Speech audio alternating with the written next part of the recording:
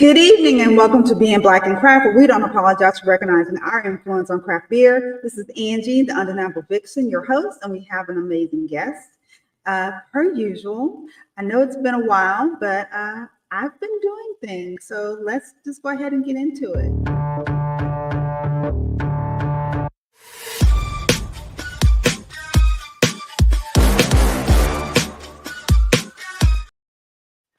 So first off, a little sad news. 23rd Avenue Brewery is closing their doors. They are based out in Seattle. And what I really do love about these guys is that it's no crime, it's no fuss. They are going out and pouring their last beers with the same enthusiasm as they poured their first beer. And I'm sure it's not goodbye forever, but just for right now, while they try to regroup. So if you're in that area or if you're a follower of them, please send them good well wishes. And we hope to see them back very, very soon. Then I hope you got your tickets to Barrel on the Bayou. They went on sale on the 15th. They had initially said the first, but went on the 15th. And I was out of town, out of the country at the time. Tickets may be still available. I was able to get a friend to grab us tickets so we can go. It's going to be in New Orleans. It's going to be a different experience. I think it's going to be a little bit more niche as far as the people who are actually bringing their beers and or other fermentables to this kind of smaller version of Barrel and Flow. But I think it's going to be great. So I'm excited for a day. I'm excited for his team and for everybody that will be in New Orleans because it's closer to home. So I can't wait to go. Then where have I been? I've been to Spain. So this is like one of the pictures. It was supposed to be a video, but I don't think it transpired. But going to see flamingo dancers was really great. Had some paella. I drove actually when I was in in Spain. And I can really say that I will not miss a roundabout for quite some time because the GPS roundabout and third exit, I'm like, okay, what does that mean? The signs are just so crazy. The signs are on the buildings, and then driving, just like everybody was passing us by, and we were driving the speed limit. But it was really cool. I had a lot of oxtail as well. Really, really excited for that because, it's $1 zillion here in the United States. I think I got it for like $12, $15 with sides and everything else. So that was great. And this is my friend Yolanda, who I went with. We were going to celebrate a mutual friend's birthday. So we went to Malaga, Seville, and Marabella.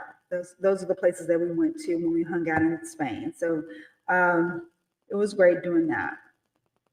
Then on another good note, Texas born, Texas raised, we have our, GBAF just happened and closed down, but a local favorite from Dallas, Texas, Pedicolis, he actually won the bronze at GBAF. So I'm very excited. Great way to go, Dreads. He always makes amazing beer. He's always really personable. If you ever come to Dallas Fort Worth area, check out Pedicolis because you're probably drinking most of the beers that he's making. So congratulations to them. And that's all I have for the news.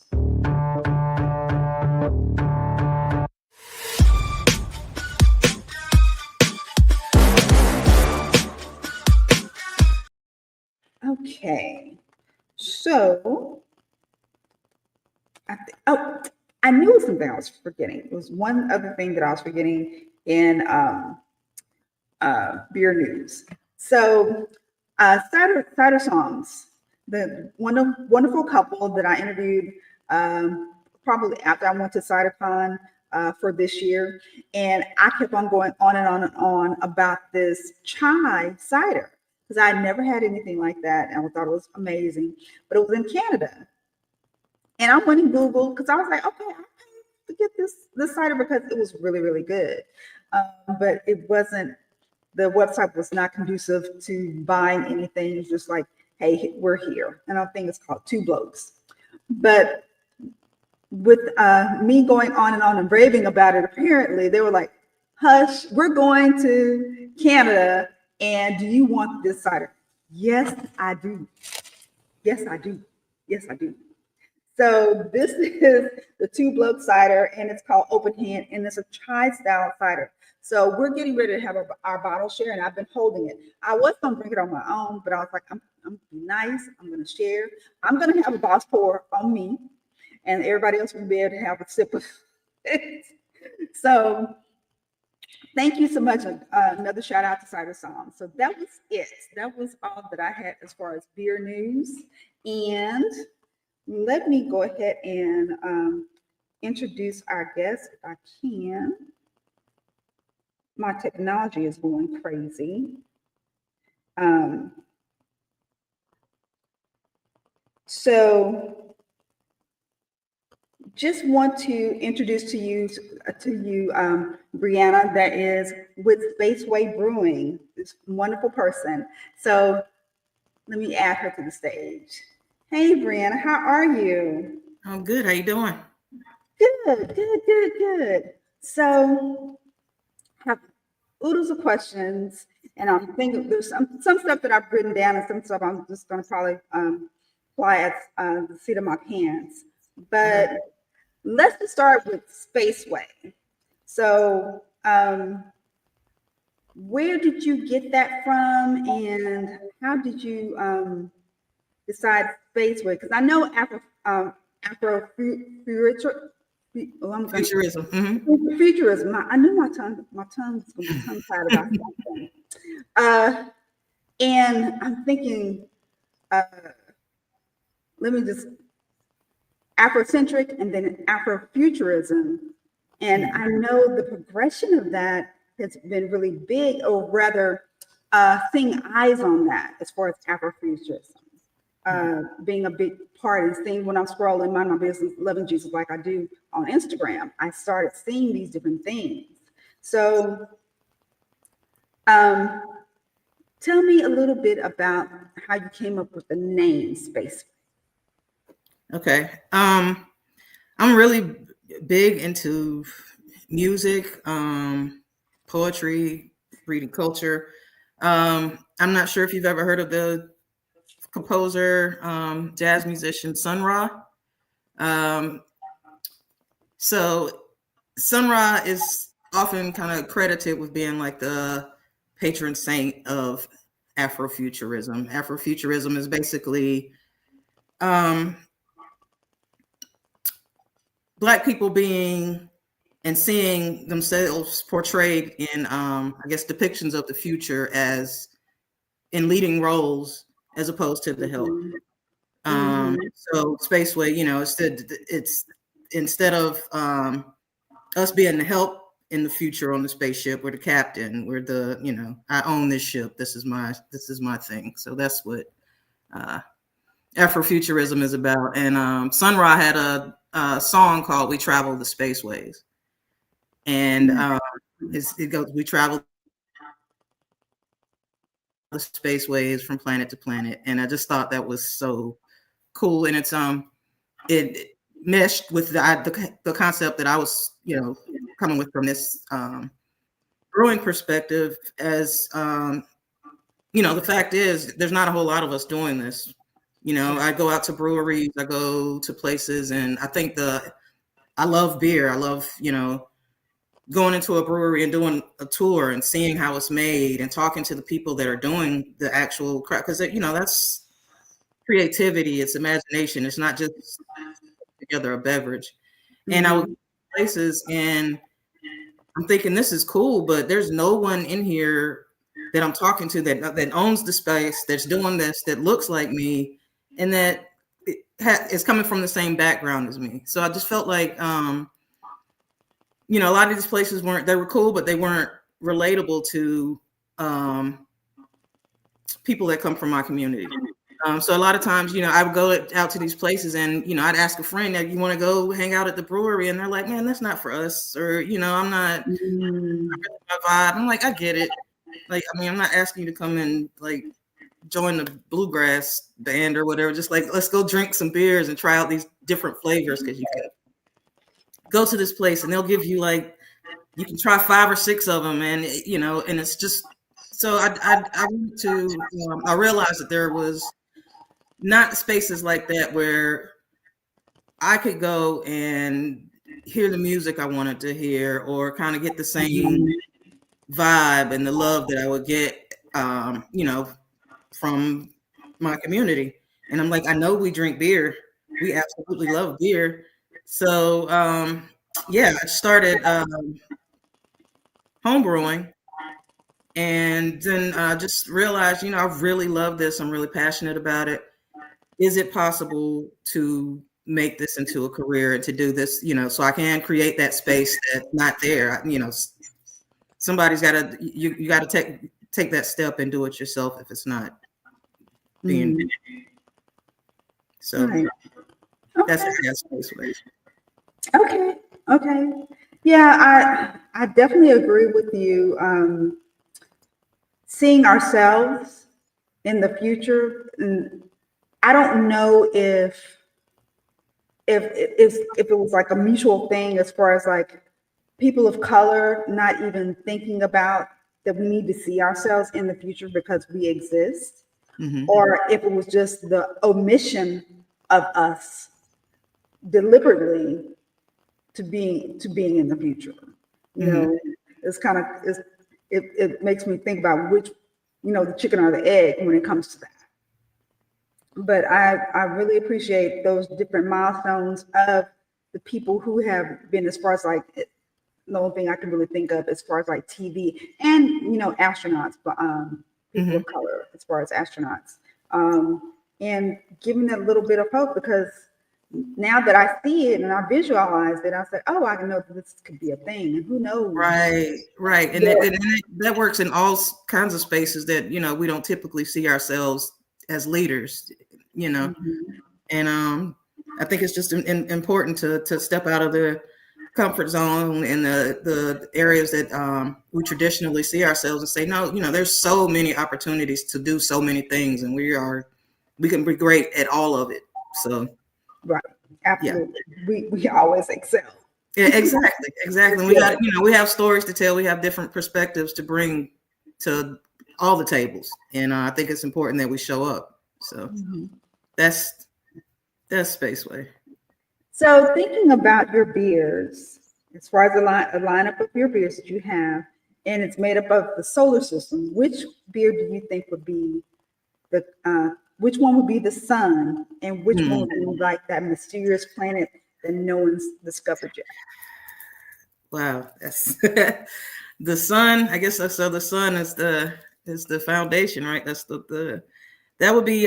So you're saying of my beers, which one is the? Okay. I guess Agent 7 Cream Ale would be the sun, because that's, first of all, it's the first beer I ever made, like when I started home brewing. And it's the most basic. Like this is a beer. It's not, you know, it's like you're coming home after a hard day and you want a cold one and no fuss, something you can just crush. Pop top. Agent 7. And then all the others kind of drift off from that. So, you know, it's going to, Agent 7 is going to be like the lightest, the easiest to drink. And then you go down the line, and I guess it's the next one would be, and I'm just speaking of my flagship beers. So I have four flagships. The next one would be the next lightest would be the Tiny Beekeeper Honey Saison, which is a Belgian style. An award winner too, right? An award winner too. Yeah, I just won 2 medals in the National Honey Board competition, honey beer Yes. competition. So yeah, I got a bronze and a silver medal for that beer. So yeah, Yeah, that's my baby right now. yeah. Yeah, proud of that. And then we get, to the heavier, darker stuff. I guess yeah, probably Don Dada, even though it's a stout, so it's the darkest beer that I make, but it's not as heavy as Pirate Jenny, which is my double IPA, which is going to be the furthest from that. I believe that's one I've had. Oh, you had the Pirate Jenny? Yeah, probably at a barrel and flow of a bottle share somewhere like Okay. that. Somebody copped it. I've had the opportunity to have your beer before, so it was That's great. dope to know it made it all the way to barrel and flow. Yeah, I haven't been able to get up there, but hopefully soon. Maybe next year I'll make it to the next one. Yeah. So, how does Spaceway Brewing create space for Black creativity in the industry that's not as colorful as your branding? I guess that's one of the things that helps me to help Spaceway to stand out. The fact that it's so colorful and it's art focused. The beer is the art in the can, but I want my labels are actually art. I want that side of my creativity to kind of to show up. So yeah, I'm sorry. Can you ask that question? No. Let's expound on that because your can art. I don't know if you have any where you can show us, but it is for the viewing audience. It is amazing. It is like so creative and so like 2065 looking. Are you the illustrator, or do you have? I have illustrators, designers that I work with. I'm not an artist. I can't draw for anything, but I do have these images in my head, and I've been able to fortunately connect with people that are really good at helping me pull these ideas out, and they've been able to get them on paper and get them, onto the labels. So yeah, no, I'm not sitting around drawing and doing all that stuff. I wish. It would be a whole bunch of stick figures if y'all had to ask me to draw. Yeah, if it was me, it would, yeah, I tried. So you're blank. Like I was just thinking about it as far as like having that space open for creatives, for people who are not necessarily knowing about Afrofuturism and seeing your can and your art and however you bring it out there. Because I don't know, because those other questions I'm going to ask to get to, and I don't want to go ahead of myself. But yeah, this, the industry needs to see that dynamic when it's like it's eye-catching. When you see the can, and I think that your double IPA, she has her eyes are glowing or they're silver. I'm trying to think which one it is. That's probably the Don Dada. Okay. Yeah, because Pirate Jenny is kind of turned to the side, so you can't really see her eyes that well. But yeah, so that's the Don Dada. That's the one with the, Really very striking. Yeah. So okay. That's the idea too, because a lot of us don't know about craft beer, really. Not yet, and it's people in general that don't know about craft beer. They go to the store and see my can on the shelf, and I've had people tell me, like, I grabbed the can because I like the artwork, and then I tried the beer, and now I love the beer too. So that visual is a big help to get people to know, hey, it's I'm here, and this is something that maybe is different than what you're used to seeing on the shelf.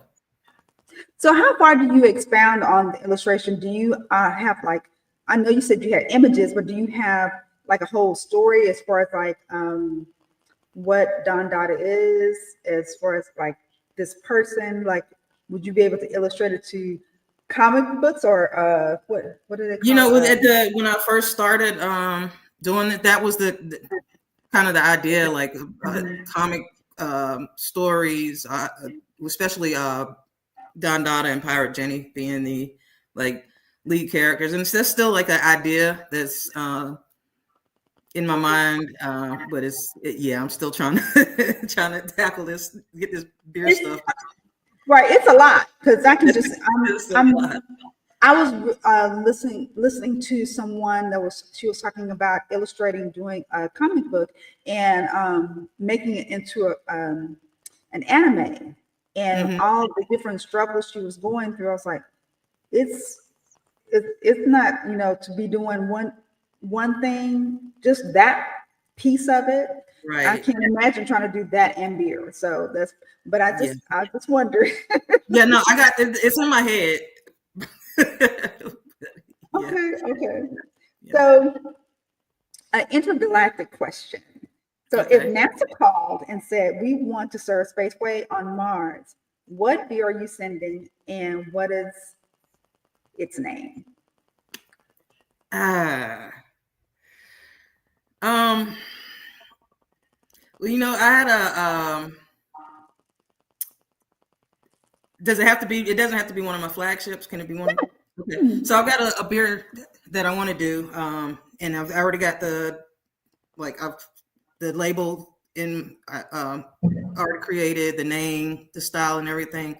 And I think it would just be dope for Mars. It's called Altered Destiny, and Hmm. it's a seltzer, actually, a sorrel Okay. seltzer. Oh. And yeah, and it's called Altered Destiny, and that's another Sun Ra reference. He talked about the like alternate destinies. So like if we're Mhm. in Mars, this is my imagination. I'm sorry. No, I'm I imagining want to hear it. in Mars, like I'm sure I don't know. I've never been to Mars, but I'm sure there's something like a beach. I would hope so that's what I would want to be sipping at the lake at a beach on Mars. Like that's even the label that I've come up with for it is kind of like it's a lady sitting on a beach sipping a beer, and she's clearly on another planet. And so I Right. think that would that would be fly for Mars. That's cool. Oh, well, you already have it in your head. All right. You just need that phone call. Need a phone call. So, okay. So I'm going to ask you this question, but I believe I know the answer. I think it's going to be Sun Ra. But if Spaceway had a soundtrack that would capture your current or your entire vibe, being a blend of funk, future, and flavor, what three artists would be on the playlist? Definitely Sun Ra.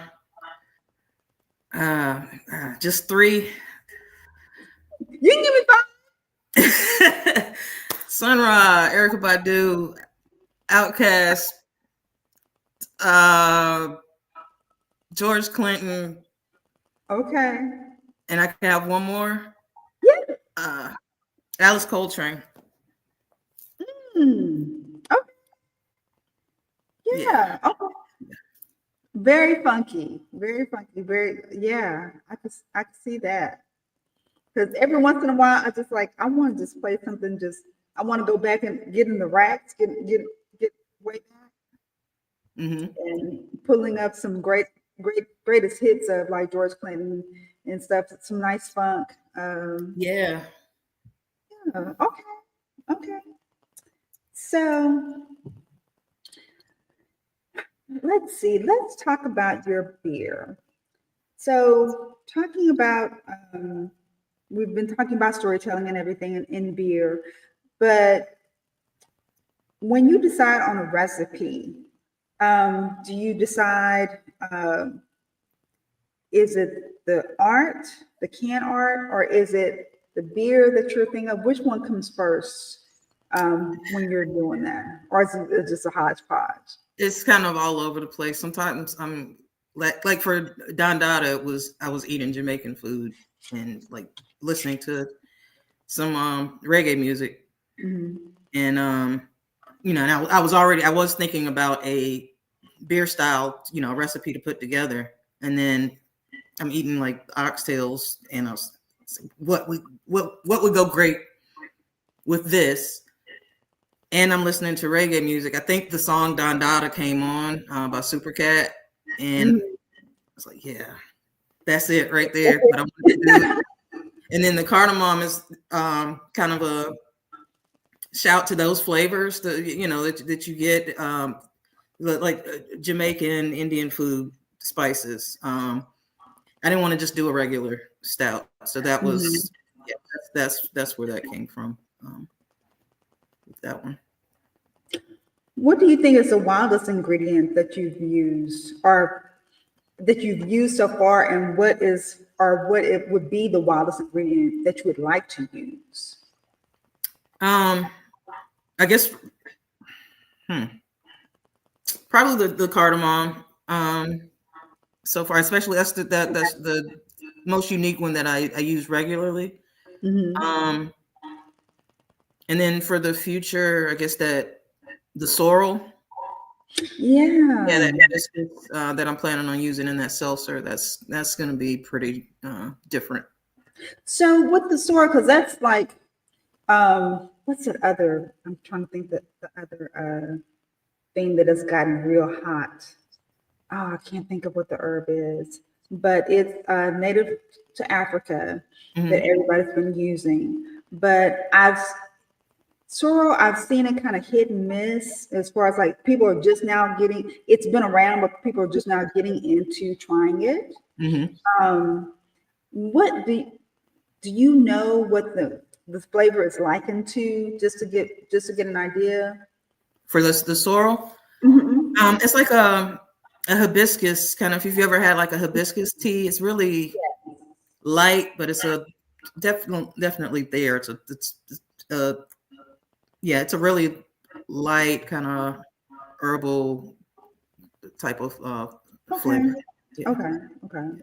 Yeah, because I know people using it for medicinal reasons. So that's why I was like, okay, I can see that in a seltzer. That sounds really. It sounds like it's going to be very refreshing. That's what I'm going for. And I don't know if you've ever had a roselle. I think this what it's called, a Jamaican roselle. It's a drink. It's a drink like in the South. It's made with the hibiscus flowers, and it's that's kind of what I'm going with that, like a really light, refreshing version of that. So it'll be like the sorrel. I think I'll probably do some ginger. Okay. And then like some citrus flavors in there. Okay. Yeah. So when I was thinking that, like I was scrolling, like I said, scrolling, minding my business, loving Jesus like I do, way back when, and I know that you had some, like a hiccup. You're like, okay, I'm gonna be gone for a minute, and I'm gonna come back. So for the people that are getting into it or into the groove as far as being an entrepreneur in the beer business, which is not for the faint of heart, what were you able to do, or able to tell yourself to get your bounce back and get yourself back into the game again? Just my love for doing this, like that's I would have quit if I didn't care so much about actually making beer and being able to share it with people, this thing that I created. Yeah, that's it. Like just my passion for it. Like if you're not really into it, if you have any other reason than the fact that you really love doing it, then it's not. I wouldn't pursue it, because it's blood, sweat, and tears. It's frustration, heartbreak, and but like I said, I love making beer, and I can't think of anything else that I want to do right now. Not that not as much. There's other things I'm sure I'd be great at, but this is what I love to do. So I'm gonna do everything that I can to make sure that I can continue doing. One person told me before, I can't remember who it was, but they were like, this is not the business that you want to do to get rich, or you're going to be, you really need to be there for the love of it, because that's what's going to kind of keep you together. Right. And because it's not for the faint of heart, and it's not going to get you paid by any stretch of the imagination. That's across the board. How has it been with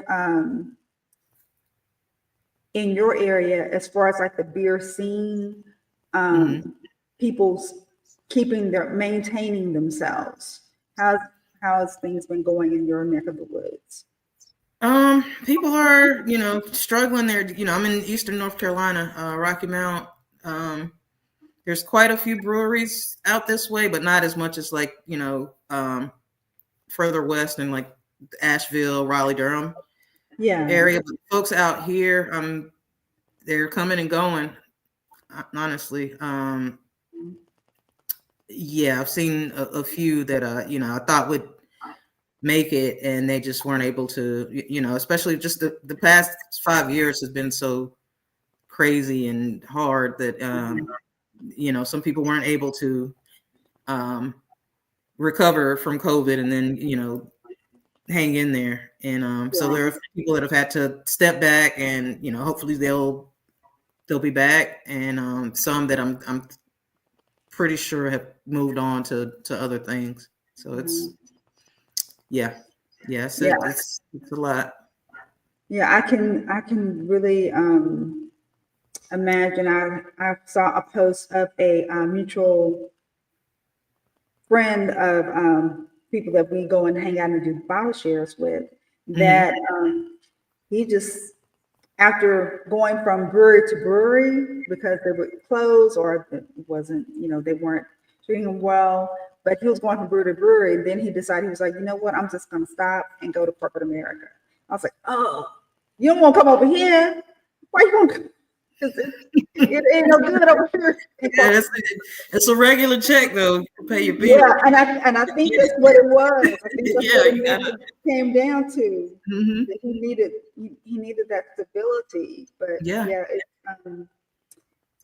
it's been a little slow here in Texas. But I was just thinking that we needed to rally around the people, just like 23rd Avenue Brewery, just rally around them and see what's going on, kind of get like a pulse check of what's happening in these beer streets. So that's why I wanted to know. Let me see. Let me switch gears to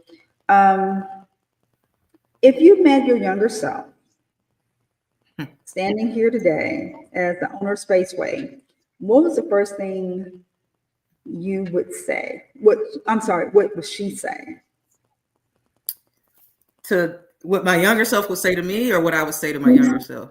What would you say to your younger self? I'd say, slow down, and the things you think you want right now are going to be completely different and completely out of the zone at where you think that you are headed. So just be prepared and be open, and don't be scared. That's what I say to myself. Because when I was younger, I was terrified of just adulthood and trying to figure it out and feeling like, I'm not in the place I'm supposed to be, or things that I had planned that didn't pan out the way that I'd hoped that they would, or that I thought they should have. And so just be patient with yourself, trusting yourself, and you're going to be all right. Yeah. Do you That's what find I'd that say. you're more trusting to yourself now?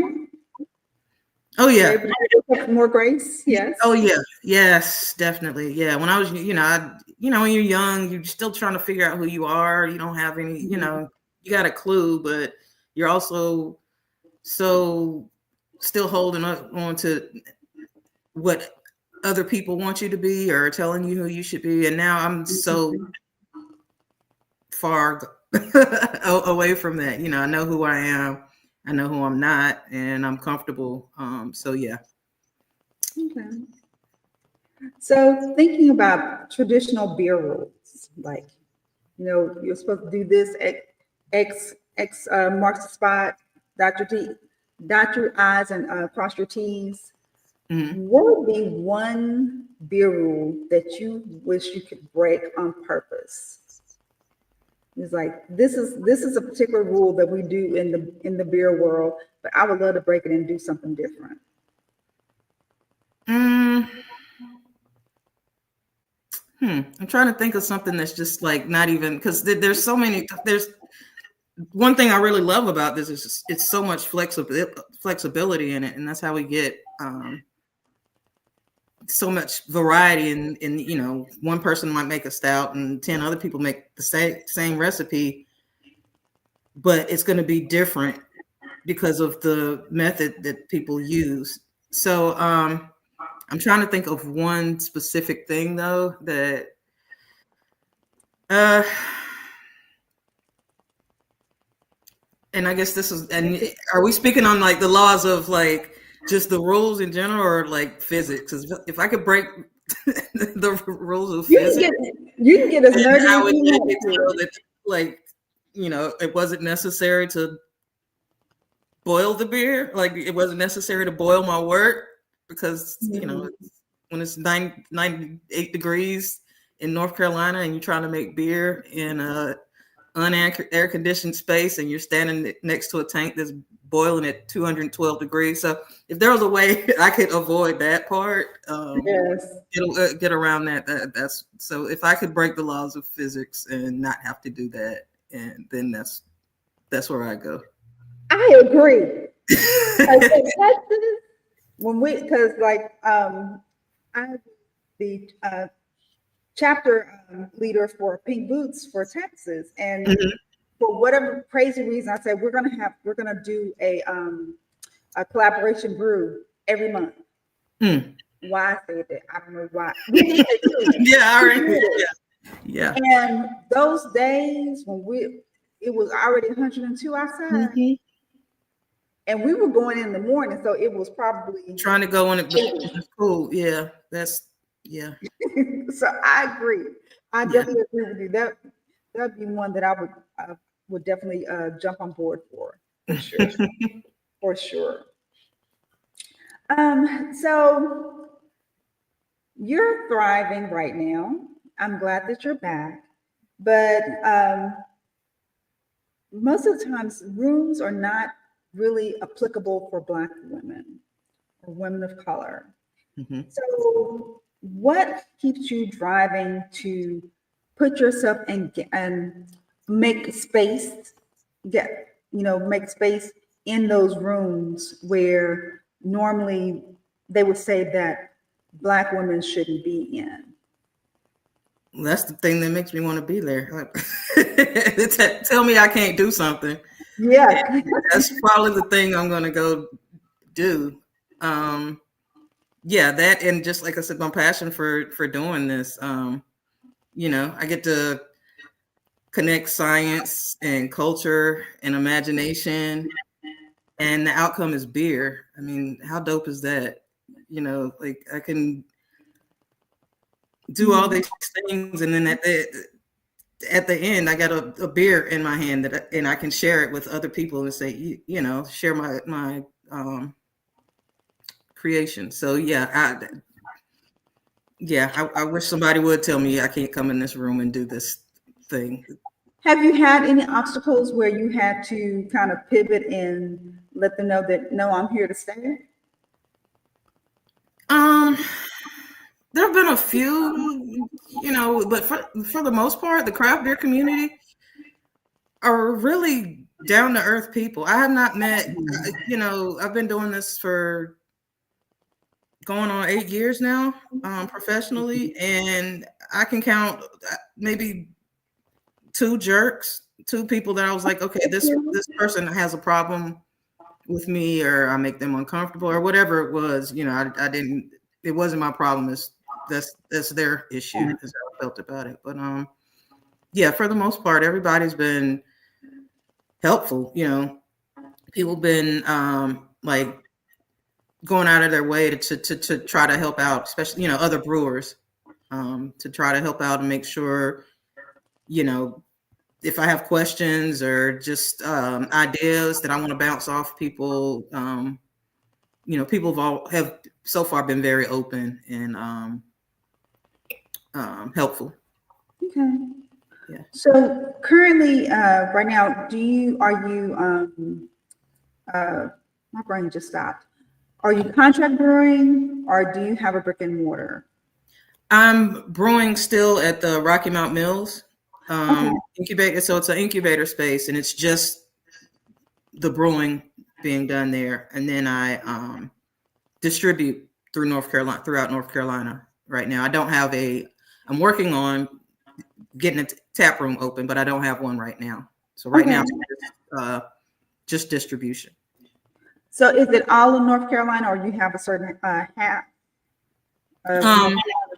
Doing distribution? I mean, I can legally distribute to all throughout North Carolina, but right now it's just a matter of logistics, and it's still like right now it's pretty much me still. But like I said, I'm working on that. I'm actually doing a WeFunder kind of crowdfunding campaign to raise funds for working capital and to get this tap room open, and to also get some help, so that I'm not killing myself trying to do everything. So that's what I'm focused on right now, actually, is that campaign and doing what I need to do to build that capital so I can expand and get some more help.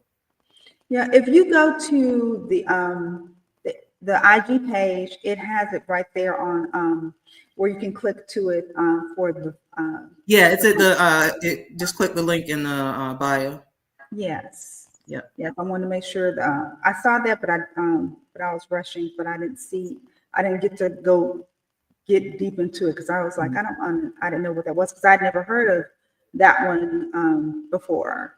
Because we usually have the other ones that this is this money, like GoFundMe and stuff like that, but those are like donations. This is an actual crowdsourcing. Yeah. Okay. Okay, that sounds good. Okay. Yeah. Yep. So what now we talked about 2 of your beers, but you said you have a total of 4 as far as like on your flagship. Yes. What are the other 2 beers that we haven't talked about? Well, actually, since I've been doing this, I've done probably about 12 beers. Oh, okay. But yeah, so I've got the 4 flagships, which are ones that I just try to keep year round, and then I do seasonal beers, or I'll do special collaborations and stuff like that. So most of those were things that I was doing before I did shut down, and then I just picked everything back up this past March. Okay. And I've been focused now just on the flagships, because I'm like I said, I'm just getting back at it, just trying to get back on those shelves and all that stuff. So yeah, I've done several others, some double IPAs I called it a slightly hazy IPA. It was called Peace and Blessings. I don't really like hazy, so it wasn't like super hazy, but it was kind of hazy for people that were asking for hazies. You're like, like, all right, here you go. So yeah, and Yeah, what other styles have I done? I've done a strong ale. Um, I've done collabs and I haven't done a sour on my own, but I did a sour. It was a collaboration with Ponysaurus Brewing out of Durham. And that was Okay. cool. It was purple. People loved it. So yeah, and there's a bunch of styles that I haven't done yet, but I have like all these recipes that I've already created. And so yeah, I want to do some barrel aging. Okay. Um, and like I said, I'm going to also do, people are looking, at drinking lighter stuff, which is why I'm going to do that seltzer. And I've got lagers, like any style of beer. That's what I'm trying to do that, and kind of get into some non-alcoholic stuff too. Actually, when I started out, before I even started making beer, I was doing ginger beer, just at home. And so I want to get back into doing that, just for people that come in and say, they're not drinking, they want something, and I want to be able to offer them something other than water. So Right. yeah. So you're talking about collaboration. So who would be your ultimate collaborator? Is there someone that that star person or star brewery that you would love to collaborate with? I like to do something with and I've met them. They're so cool. Crowns and Hops. Okay. But yeah, I mean, I'm all the way over here and they're all the way over there, so we'll have to figure that out. But yeah, Okay. they're really cool. So, I'd love to do something with them. Okay. And that'd be the ultimate collaboration. So, is there a style that you're thinking of that you have not conquered yet? You like, I'm waiting on this one because of either the style is kind of out there, or you're like, okay, I've heard so many people not do it right. Is there a style out there that you don't want to touch? Not really. There's some that are just more complicated to do that I know it's going to be more of a pain. Mm-hmm. And then when it comes to those more complicated ones, there's added worry, because it's like, once you get it in the tank, like then I'm at home like, did I forget to do this, or maybe I need to go check on it, and then so yeah, I can't think of there's a lot of like a Berliner Weiss. Yeah, so some of those more complex styles, yeah, yeah. There's quite a few that I've got the recipes for them, but I haven't. Yeah, I've been trying to focus on just making sure my flagships are still good to go, and then I'll get into doing some of the more complex stuff. So my last question for you, as far as you mentioned, also barrel aging. Mm-hmm. Do you know what barrel that you'd like to use? What type of spirit? Whiskey. Anyone in particular? Uncle Dearest. I know it's like, like how could I? Yeah. I'd love to do something, Uncle Nearest. But I mean, I like whiskeys, so just any good whiskey barrels, I'd be happy to use. Yeah. Well, Briana, I really, really enjoyed talking to you. I really am elated that you were being shown so much love as far as being an award winner for your beer. People are seeing and knowing what other people that are in your area know that you make great beer. And I guess well, when am I going to be in North Carolina? I don't know. But I'm gonna have to get my hands on some more Spaceway beer. In fact, I even have a glass. Yeah. Oh, you got one of the pint glasses? Yeah. I got it, but I got one. You know what?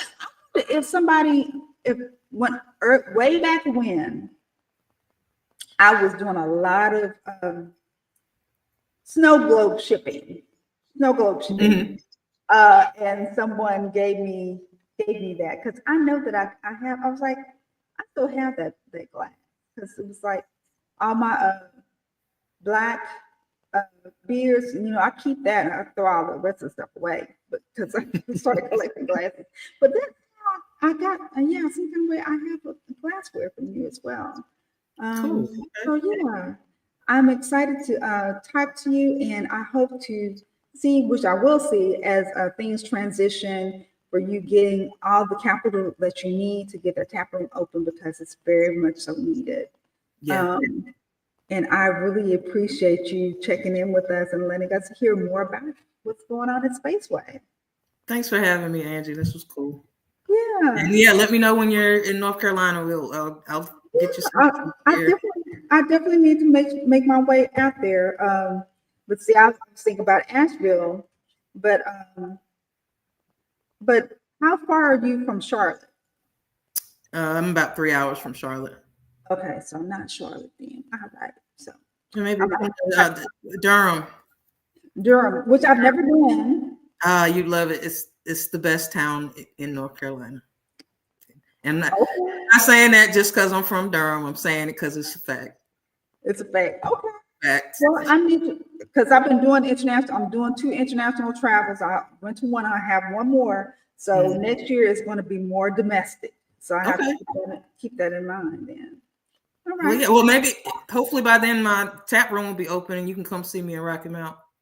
Absolutely. Yes. I like that even better. Sounds good. All right. Well, let me go ahead and say our good nights and just hang on for a second. And Okay. thank you again for checking us out, being Black and Craft. We don't apologize for recognizing our influence on craft beer. And good night.